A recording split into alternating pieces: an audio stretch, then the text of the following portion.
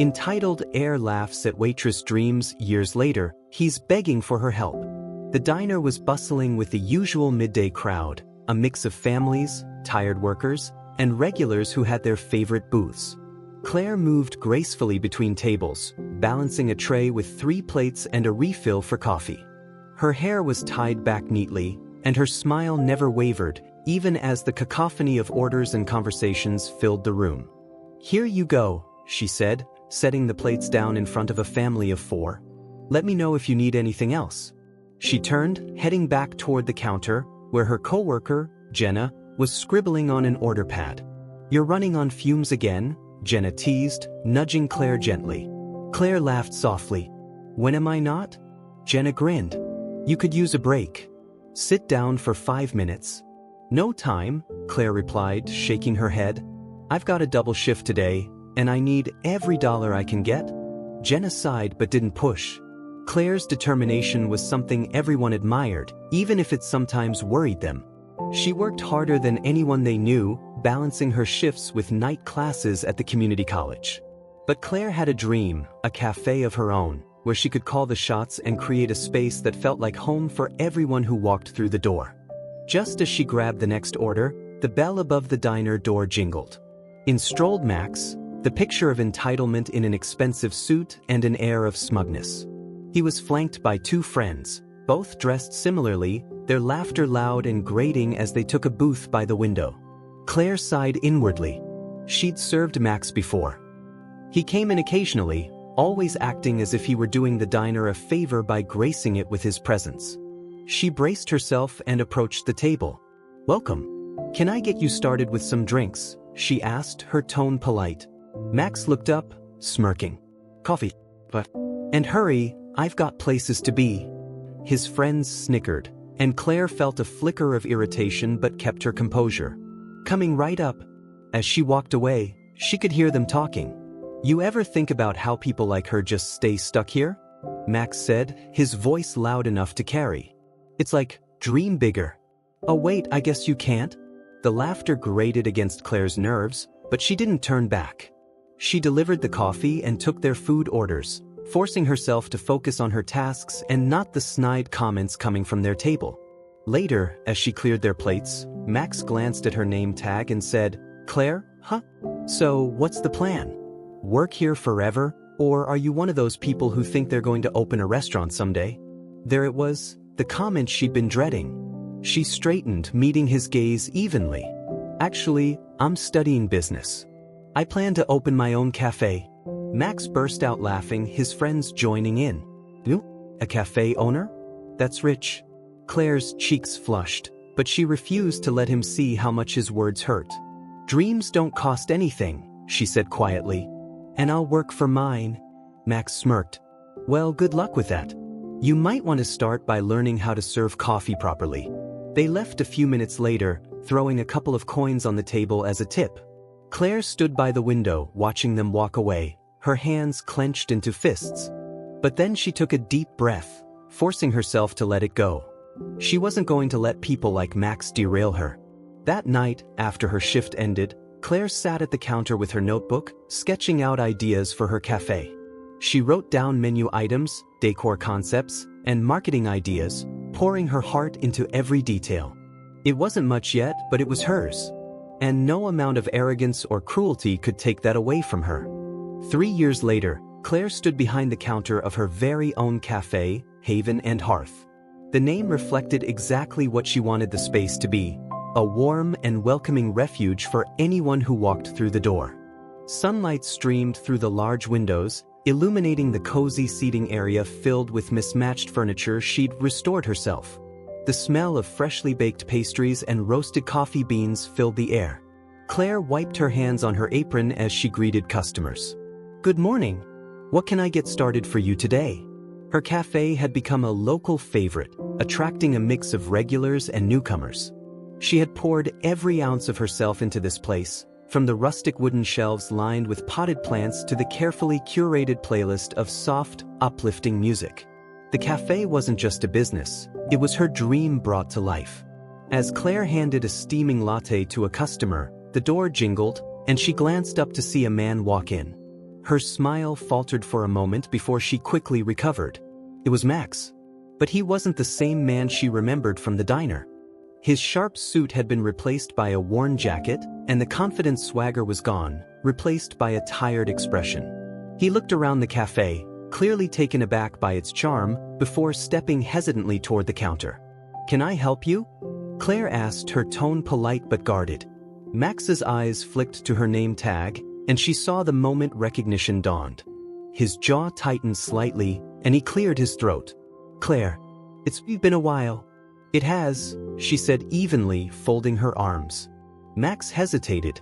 "I didn't know this was your place." "Nice." Claire raised an eyebrow. "Thank you. What can I get you?" "Just coffee." "Black?" he said quietly, avoiding her gaze. Claire turned to pour his coffee, her mind racing. She hadn't thought about Max in years, but now that he was standing in front of her, she couldn't help but wonder what had brought him here. She set the cup in front of him. "Anything else?" Max shook his head and fumbled for his wallet. Claire noticed his hands trembling slightly. He handed her a few crumpled bills, and she gave him his change without comment. Max took his coffee to a table near the window, sitting down with a heavy sigh. As Claire busied herself with other customers, she couldn't help but glance in his direction. He stared out the window, his shoulders slumped, the coffee untouched in front of him. After a while, Max got up and approached the counter again. He seemed nervous, his usual arrogance replaced by a vulnerability she hadn't seen before. "Claire," he began, his voice low. "I don't know if you remember me." "I remember," she said, cutting him off. "What do you want, Max?" He winced slightly at her tone but pressed on. "I need help." Claire blinked, caught off guard. "Help? From me?" Max nodded, his gaze dropping to the counter. "The truth is, my family's business is in trouble. We're on the verge of bankruptcy. I've been trying to turn things around, but I've made a lot of mistakes. And now, I don't know what to do." Claire stared at him, trying to process his words. The man who had once mocked her dreams was now standing in her cafe, asking for her help. She didn't know whether to laugh or feel sorry for him. "And what makes you think I can help?" she asked, her tone sharp. Max looked up, meeting her eyes. "Because I've seen what you've built here. This place is incredible, Claire. You've done what I couldn't, create something that people care about. I know I don't deserve it, but I was hoping maybe you could teach me."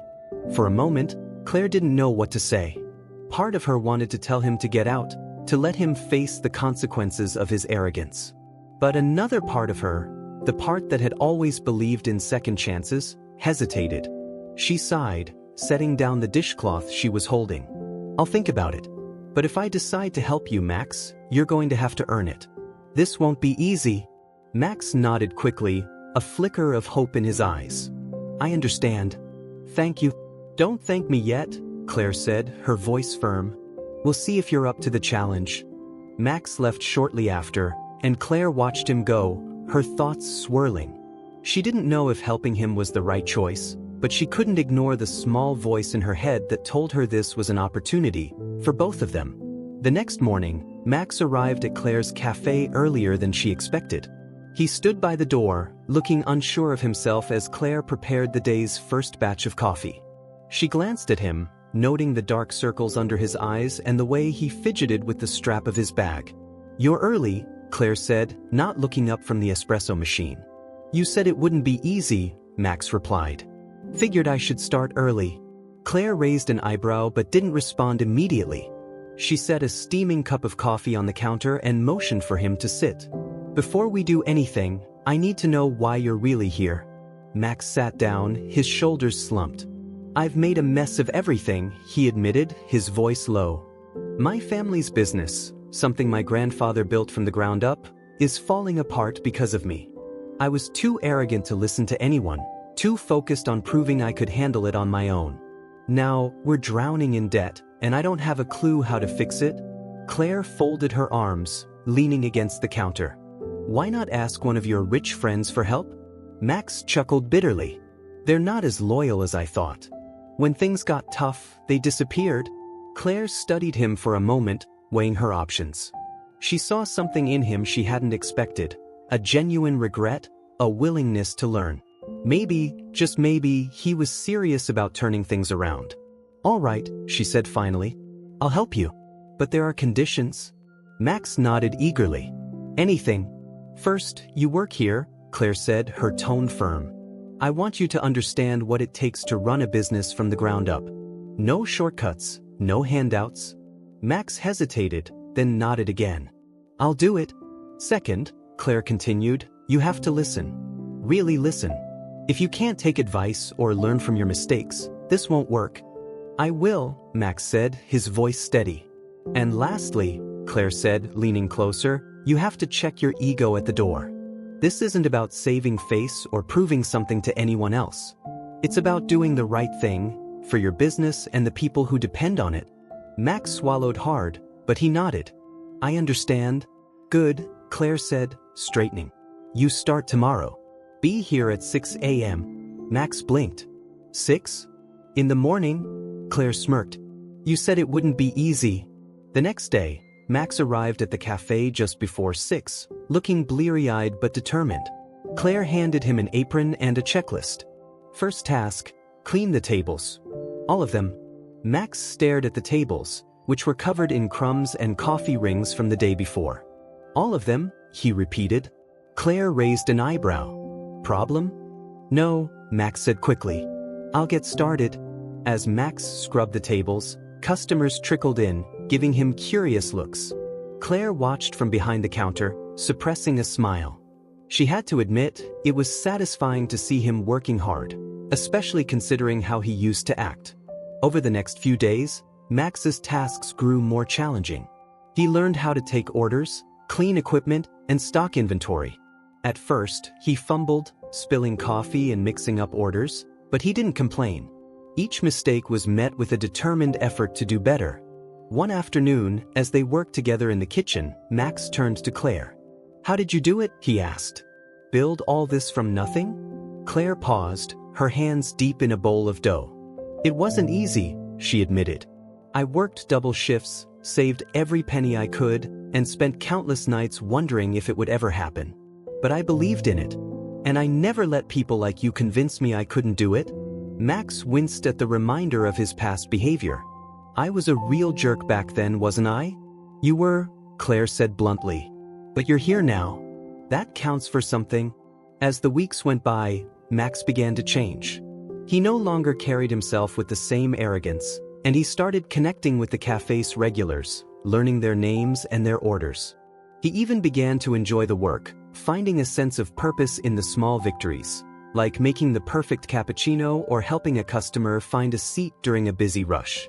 One evening after closing, Max and Claire sat together at one of the booths. The cafe was quiet, the only sound the hum of the refrigerator and the faint music playing in the background. I get it now, Max said suddenly, breaking the silence. Why this place means so much to you? Claire looked at him, her expression softening. Why is that? It's not just a business, Max said, gesturing around the room. It's a part of you. And it's a part of the community. People don't just come here for coffee, they come here because it feels like home. Claire smiled, a genuine warmth in her eyes. That's exactly what I wanted it to be.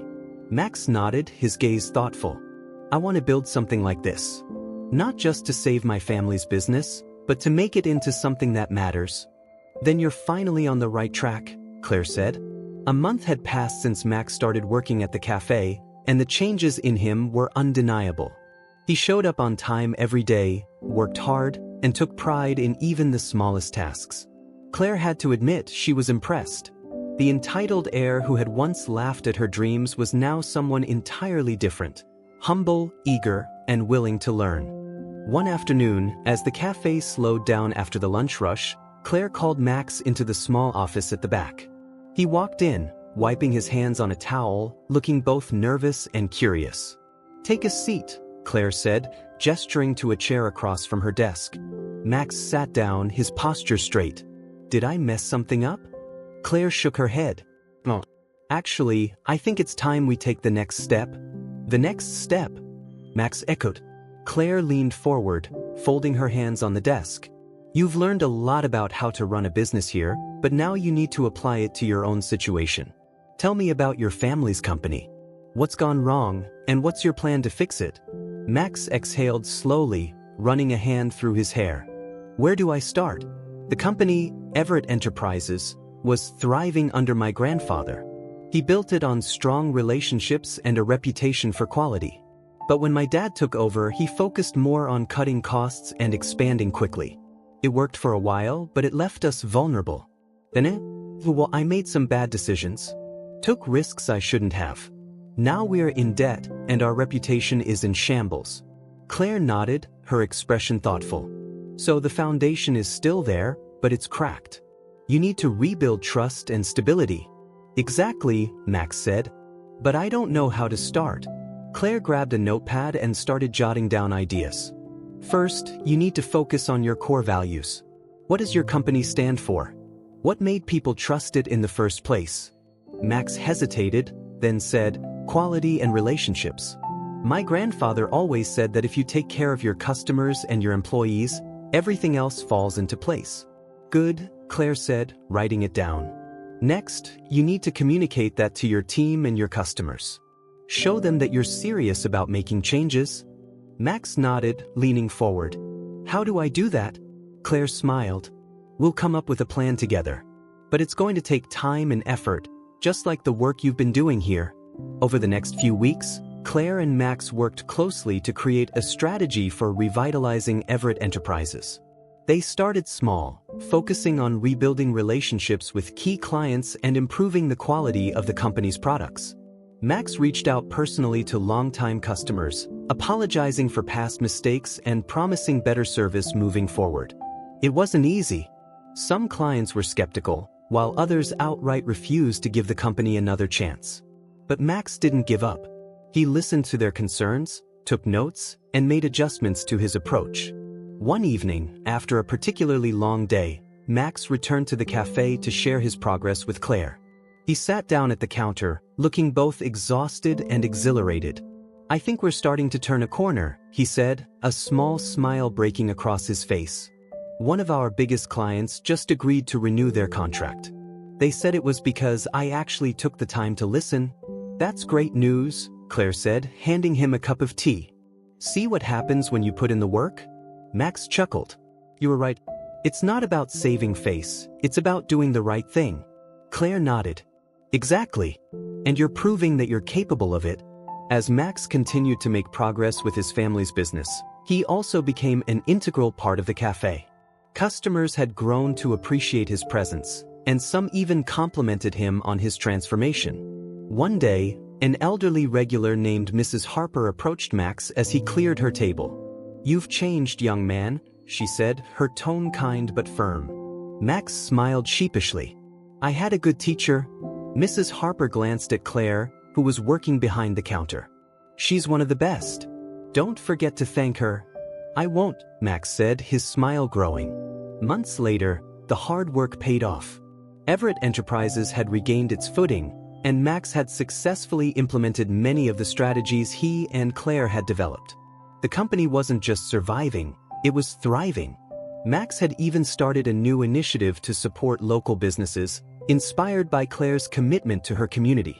One evening, Max invited Claire to dinner to thank her for everything she'd done. They sat at a small table in a quiet restaurant, reminiscing about the journey that had brought them here.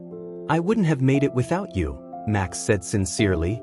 You didn't just teach me about business, you taught me about life. Claire smiled, her eyes warm. You did the hard part, Max. You chose to change. Max reached into his pocket and pulled out a small envelope. I wanted to give you this. It's an offer. Claire opened the envelope and found a formal proposal. Max wanted to invest in her cafe, helping her expand it into a chain while preserving its unique charm. This place has so much potential, Max said. I want to help you share it with more people. Claire looked at the proposal, then back at Max. I'll think about it, she said with a smile. But for now, I'm happy with what I've built here. Max nodded, understanding. Whatever you decide, just know I'll always be grateful. They left the restaurant that night as friends. Two people who had grown and changed in ways neither of them could have predicted. Months passed, And life found a comfortable rhythm for both Claire and Max. Claire continued to run her cafe with the same warmth and care that had made it a local gem, while Max fully embraced his role as a more responsible leader at Everett Enterprises. Though their paths had diverged, they stayed in touch, exchanging updates and occasionally meeting up for coffee, always at Claire's cafe. One afternoon, Claire was wiping down the counter when Max walked in, looking more confident and at ease than she had ever seen him.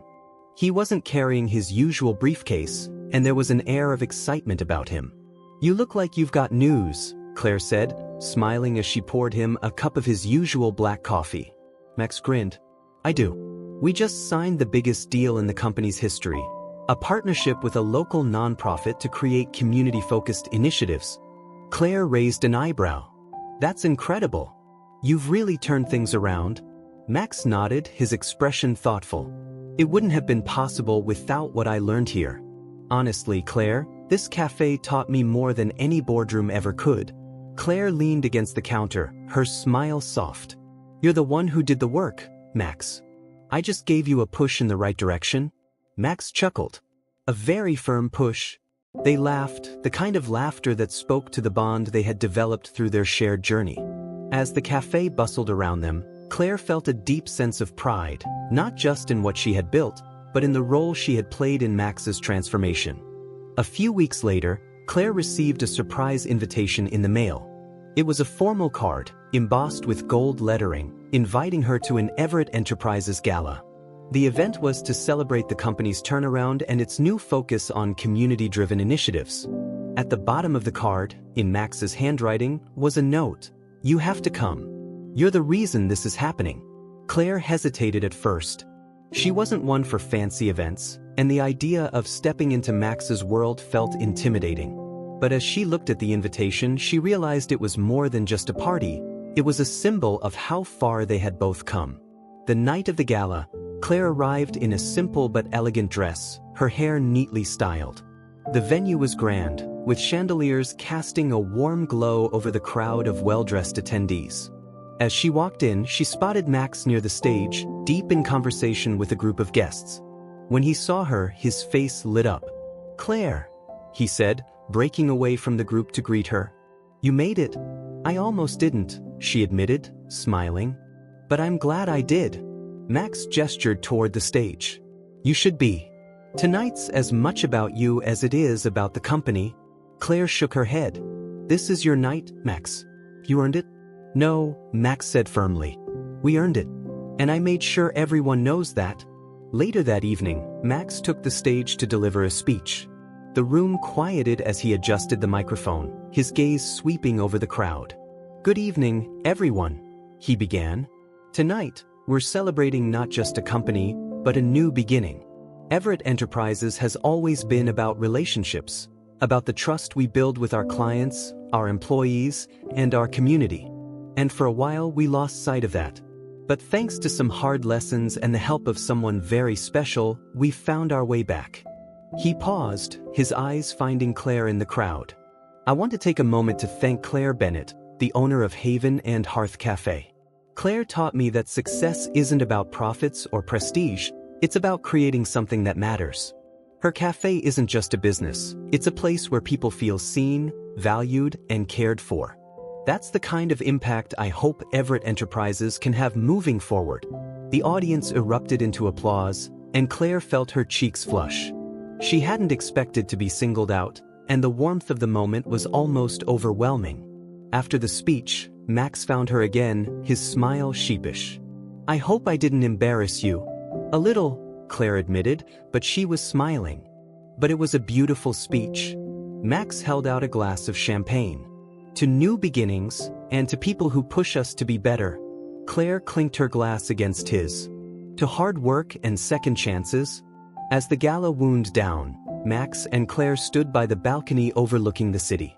The lights sparkled below, a reminder of how far they had come. "Do you ever think about that day at the diner?" Max asked suddenly.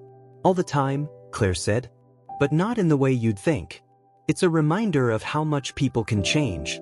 Max nodded, his expression serious. "You changed me, Claire. I'll never forget that." "You changed yourself," Claire replied. I just helped you see what you were capable of." They stood in comfortable silence for a moment, the noise of the party fading into the background. For both of them, this wasn't just an ending. It was a beginning, a chance to take what they'd learned and build something even greater. As they parted ways that night, Claire felt a sense of closure. Max had come full circle, and so had she. And while their paths might lead them in different directions, they would always share the lessons they had taught each other, and the knowledge that second chances could lead to extraordinary things. Weeks after the gala, life continued as usual for Claire. The cafe was thriving, with a steady stream of regulars and new customers who came in, drawn by its reputation as a welcoming haven in the community. Claire had no intention of expanding her cafe into a chain, despite Max's earlier offer, but she found herself inspired to give back in other ways. One day, as she was restocking shelves behind the counter, the door opened and a young woman stepped inside, looking hesitant. She was dressed simply, carrying a worn backpack, and her nervous demeanor immediately caught Claire's attention. "Hi there," Claire greeted warmly. "What can I get for you?" The woman approached the counter, glancing at the menu before meeting Claire's gaze. "Actually, I was wondering if you're hiring." Claire paused, studying her. The woman couldn't have been more than 20, and there was something in her expression that reminded Claire of herself when she had started working at the diner all those years ago, hopeful yet uncertain. "We might be," Claire said carefully. "What's your name?" "Maria," the woman replied. "I just moved here, and I'm trying to find my footing. I don't have much experience, but I'm a fast learner." Claire smiled. "I know what it's like to start over. Why don't you come in tomorrow morning, and we'll see how you do." Maria's face lit up. "Thank you. I won't let you down." The next morning, Maria arrived early, and Claire showed her the ropes. As Maria cleaned tables and took orders, Claire watched her closely, offering guidance when needed. It was clear that Maria was nervous, but she was eager and willing to learn, traits Claire valued deeply. Over the next few weeks, Maria settled into her role, and Claire found herself mentoring her in the same way she had once mentored Max. She shared stories of her own journey, from waitressing at the diner to running her own business, emphasizing the importance of perseverance and hard work. One evening, as they closed up the cafe together, Maria turned to Claire. "Can I ask you something?" "Of course," Claire said, locking the front door. "How did you keep going when things got hard?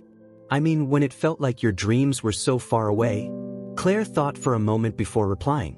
"I focused on the small wins. Every step forward, no matter how small, was proof that I was moving in the right direction.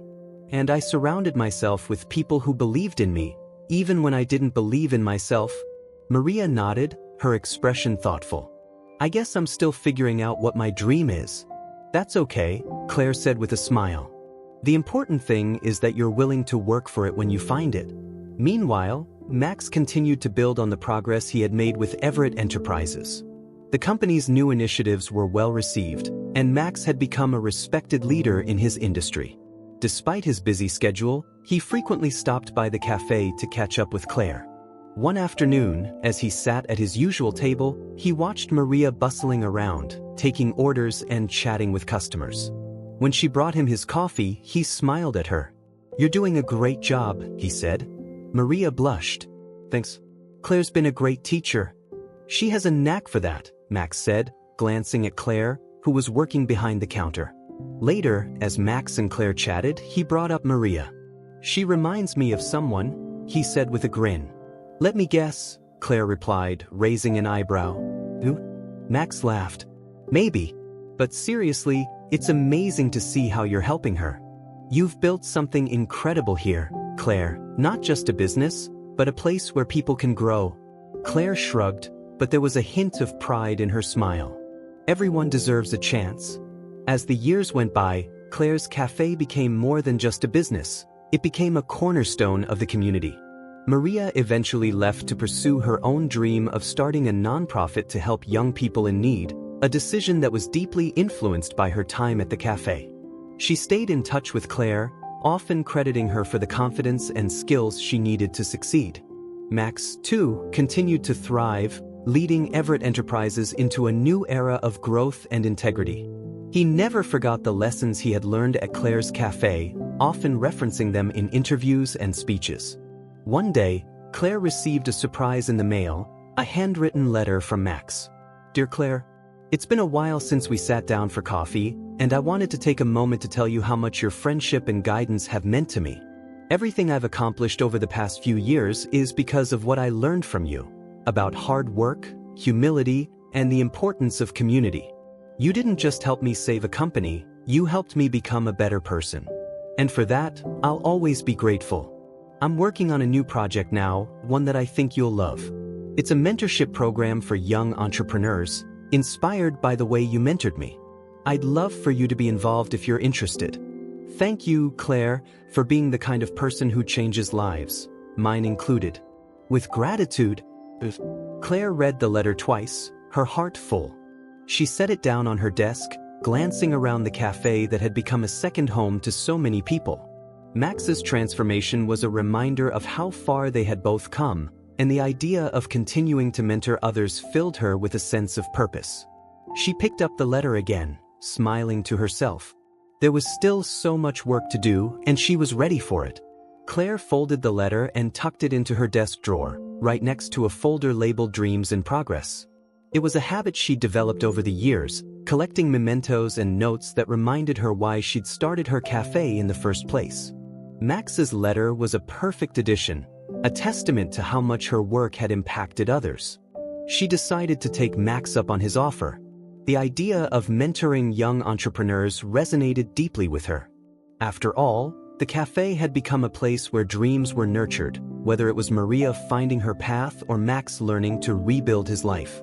2 weeks later, Claire found herself walking into a sleek conference room in the headquarters of Everett Enterprises. Max greeted her with a wide grin and a hug. "I'm so glad you came," he said, leading her inside. The room was filled with eager faces, young men and women from different walks of life, all gathered for the first session of the mentorship program. Max introduced Claire as the first speaker, explaining how her guidance had shaped both his personal and professional journey. As Claire stood in front of the group, she felt a mix of nerves and excitement. But as she began to speak, the words flowed naturally. "I wasn't always a business owner," she began. "I was a waitress, working long hours and saving every penny to make my dream a reality. Along the way, I faced challenges, doubts, and even people who laughed at my goals. But I learned that the key to success isn't about where you start, it's about where you're willing to go and how much you're willing to work for it." The group hung on her every word as she shared her story, weaving in lessons about resilience, adaptability, and the importance of community. She emphasized the value of learning from mistakes and surrounding yourself with people who inspire and challenge you. When she finished, the room erupted in applause. Max gave her a thumbs up from the back of the room, and Claire couldn't help but smile. It felt good to share what she had learned and to know that her experiences might help others on their own journeys. After the session, Claire stayed to chat with some of the participants. One young woman, Tasha, approached her with wide eyes. "Your story really resonated with me," Tasha said. "I've been working on a business idea for months, but I've been too scared to take the next step." "What's your idea?" Claire asked, her curiosity piqued. Tasha hesitated, then said, "I want to start a mobile food truck that serves healthy, affordable meals to underserved communities. But I don't know anything about running a business, and I don't even know where to start." Claire nodded, recognizing the same uncertainty she'd felt when she was starting out. "The first step is believing that you can do it," she said. "The second step is breaking it down into manageable pieces. Let's talk about your next step.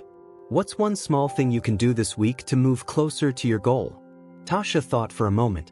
"I guess I could start researching permits and costs." "Great," Claire said. "And if you need advice or help, you know where to find me." Tasha beamed. "Thank you. I'll let you know how it goes." Over the following months, Claire became an integral part of Max's mentorship program. She hosted workshops, provided one-on-one coaching, and even opened her cafe as a meeting space for brainstorming sessions. Her guidance helped dozens of young entrepreneurs take their first steps, each of them inspired by her unwavering belief in their potential. The cafe itself continued to thrive, becoming a hub for the community. Claire started hosting events like book clubs, live music nights, and fundraisers for local charities. She also expanded her menu, collaborating with local farmers and artisans to bring fresh, unique offerings to her customers. Max often stopped by, sometimes bringing mints from the program to see Claire's cafe in action. One day, he arrived with Tasha, who had just purchased her first food truck. "I wanted her to see where it all started," Max said, gesturing to the cafe. "This place is the definition of what a dream can become."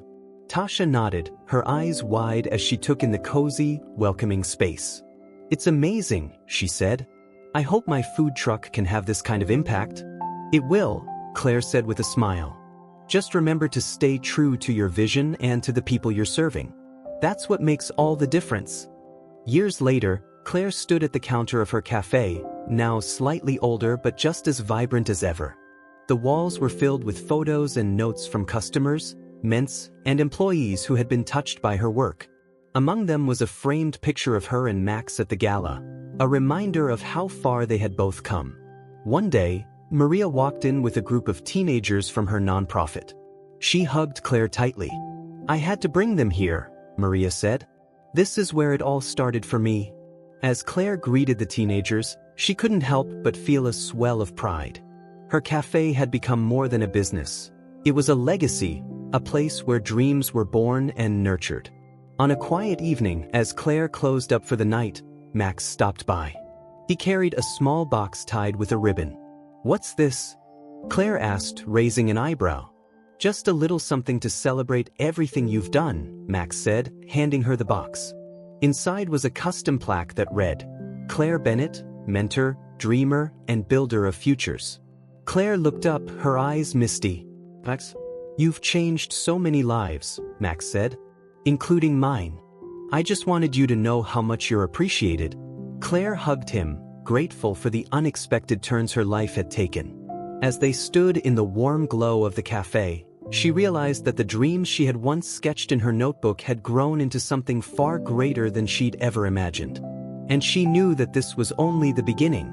As Claire hung the plaque on the wall of her cafe, right next to the framed classroom charter and a collection of handwritten notes from customers and mints, she couldn't help but reflect on how far she had come. The cafe wasn't just her dream anymore. It was a space that had become a part of the fabric of the community. It was a place where second chances were given, where stories were shared, and where lives were changed. One day, as Claire was setting up for the morning, the bell above the door jingled. She looked up to see a man in his late 50s step inside. He was dressed in a simple suit, with a worn leather briefcase in hand. There was something familiar about him, though Claire couldn't quite place it. "Good morning," she said, smiling. "What can I get for you?" The man hesitated, looking around the cafe. His eyes landed on the wall of notes and photos, lingering for a moment before he turned back to her. "Just a coffee, please." But as Claire poured the coffee, he spoke again. "You've built something incredible here." "Special?" "Thank you," Claire said, setting the cup in front of him. "It's been a labor of love." The man nodded, taking a sip of his coffee. "I used to be in business myself," he said. "My name's Robert Everett. Maybe you've heard of my company, Everett Enterprises?" Claire froze for a moment, her hands stilling on the counter. "Max's father?" Robert nodded, his expression unreadable. "He speaks very highly of you. Said I should stop by if I was ever in town." Claire wasn't sure what to say. She'd heard plenty about Robert from Max. How his focus on expansion at any cost had nearly sunk the company, how his decisions had driven a wedge between him and his son. And yet, here he was, standing in her cafe. "I didn't expect to see you here," Claire said carefully. Robert chuckled softly. "I imagine not. Truth be told, I almost didn't come. But Max insisted.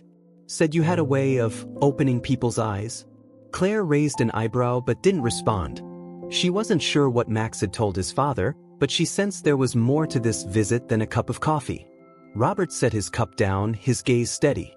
"Max told me about how you helped him turn things around. How you taught him to see people, not just profits. I didn't realize how much I'd lost sight of that until recently." Claire leaned against the counter, studying him. "Why are you telling me this?" "Because I want to learn," Robert said simply. "I want to make amends, with Max, with the company, and with myself. And I thought, maybe you could help me do that? Claire blinked, taken aback. She hadn't expected this. Max's father, the man whose decisions had nearly destroyed everything, was asking her for guidance. For a moment, she didn't know how to respond. "Robert," she said slowly, "I'm not a miracle worker. I can't fix what's broken, especially when it comes to your relationship with Max. That's something only you can do." "I know," Robert said, his voice quiet, "but you've clearly taught him something I couldn't. And I thought, maybe I could learn from you too." Claire considered his words. She thought about Max and how far he had come, how much he had changed. Maybe, just maybe, Robert could change too. "All right," she said finally. "If you're serious about this, I'll help. But it's going to take time, and you're going to have to be honest, with yourself and with Max." Robert nodded, a flicker of hope in his eyes. "I'm ready." Over the next few months, Robert became a frequent visitor to the cafe. He and Claire had long conversations about leadership, integrity, and the importance of connection.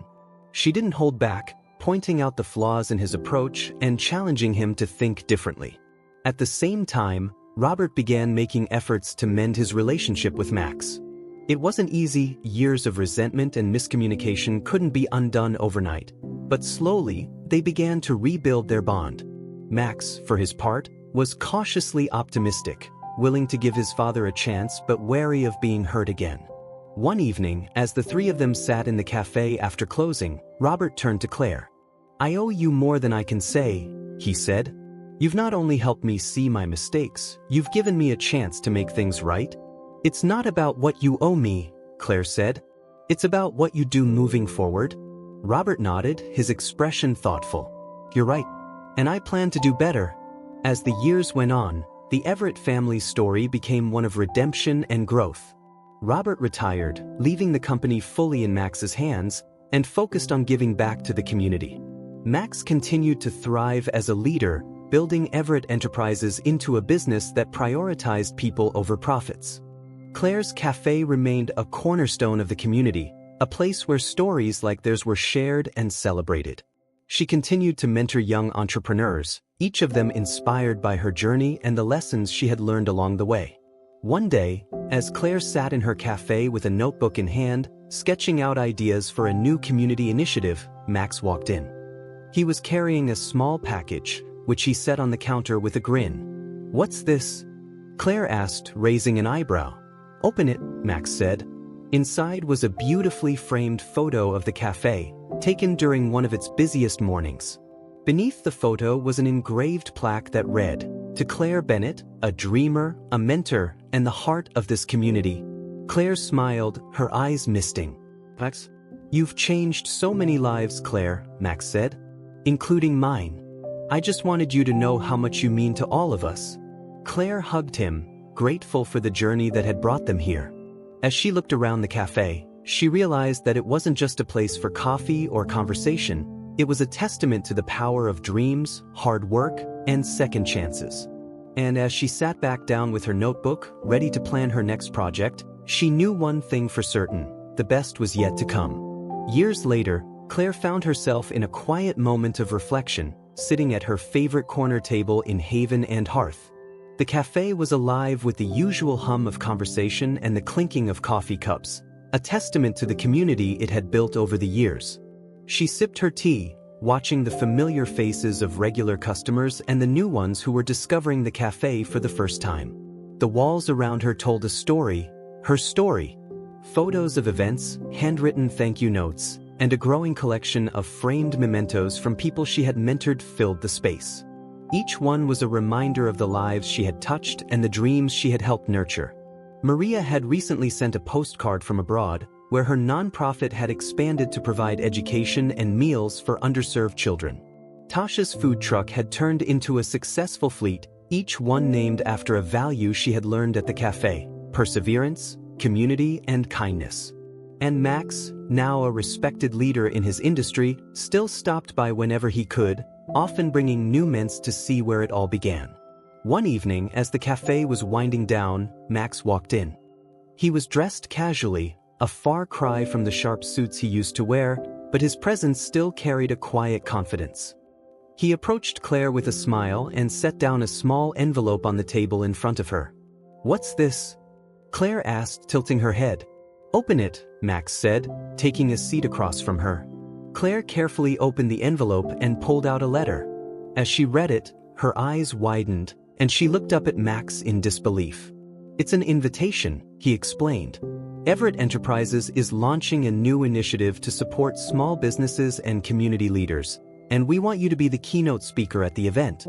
Claire's brow furrowed. "Max, I don't know if I'm the right person for that." "You're exactly the right person," Max said firmly. "This company wouldn't be where it is today without you. I wouldn't be where I am without you.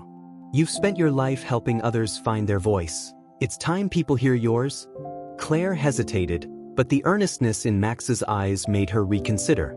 She thought about all the people who had inspired her along the way, from her coworkers at the diner to the customers who had believed in her cafe. Maybe it was time to share her journey on a bigger stage. "All right," she said finally, a small smile tugging at her lips. "I'll do it."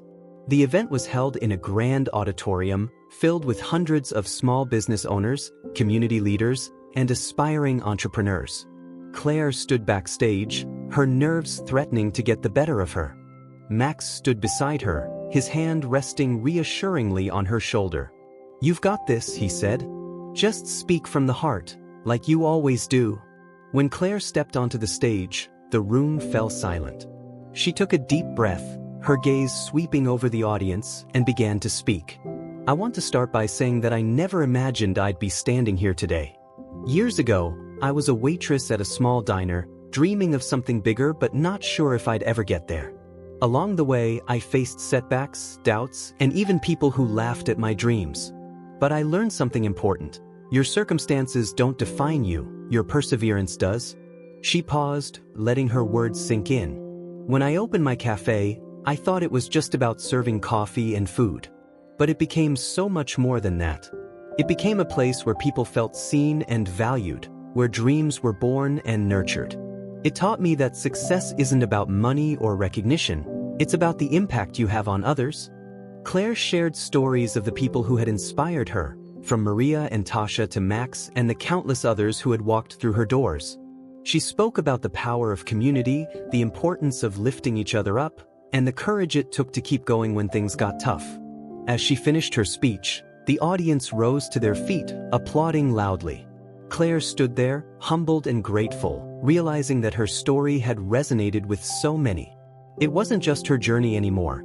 It was a shared testament to the power of resilience and connection. After the event, Claire and Max stood together in the lobby, surrounded by attendees eager to thank her and share their own stories. As the crowd began to thin, Max turned to Claire with a smile.